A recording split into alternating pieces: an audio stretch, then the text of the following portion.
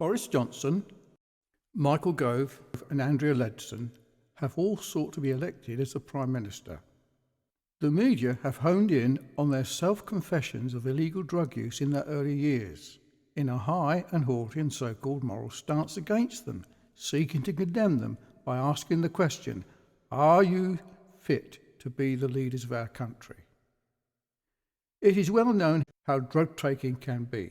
However, this haughty, judgmental stance against these candidates itself is far worse than any alleged moral misconduct that Boris Johnson, Michael Gove or Andrea Leadson may have done. Which reminds me of what Jesus said to the Pharisees who sought to have a woman condemned and stoned to death who had been taken in adultery. He that is without sin, let him cast the first stone. May I suggest the best way to persuade anyone about the serious problems of drug taking and the dangers among young people is to be open and honest and straightforward about the problems and not take a pharisaical stance against those who could do something about the problem.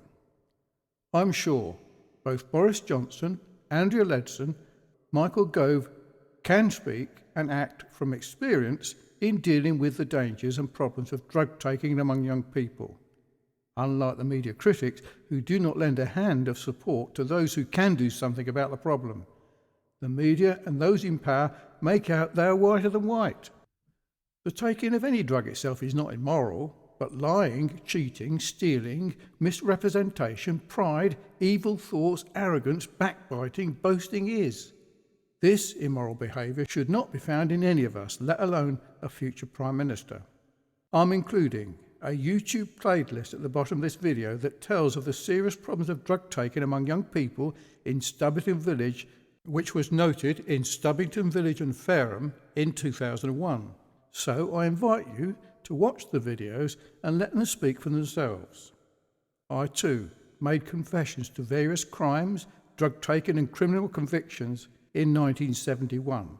I went on to higher education and became a lecturer and taught in colleges of further and higher education for over 20 years, with my last 12 years at Fareham College, teaching electronics from 1988 to 2001. My older brother was sent to prison in 1995 in the Philippines for a term of 16 years when I was lecturing at Fareham College.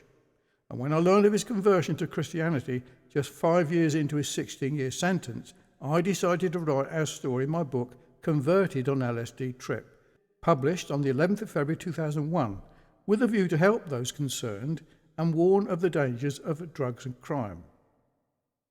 When I asked the principal at Fareham College, Malcolm Charnley, to write a foreword to the book, he stated he would have nothing to do, either privately or professionally, with a book that overtly refers to drug taking.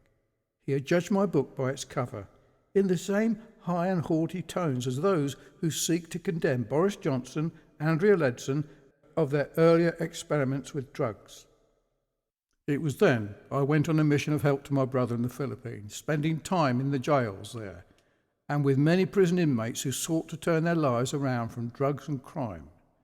My brother died in prison of tuberculosis before our vision of bringing help to many was realised. It was on my return from the jails of the Philippines that I made my documentary video in Stubbington Village about the drug problems among young people. But sadly, those in authority played the problem down. I question, do we have another Rotherham scandal among us? Let the videos speak for themselves. Copies of these videos were sent to those in authority, Hampshire County Council, the police and the schools, but the response was to play down the situation.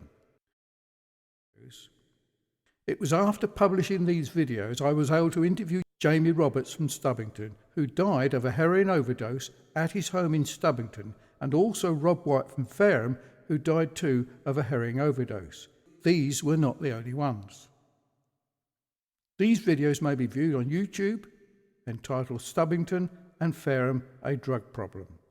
The point I'm making is this, that the media and those in authority take a high and haughty stance against those taking drugs, when in fact they pay little or no attention to the real serious moral evils such as lying, cheating, negligence, stealing, adultery, slander, backbiting, misrepresentations, shirking responsibility when problems present themselves, all of which are serious moral ills. Anyway, please view the videos, and I welcome your comments of help or suggestions.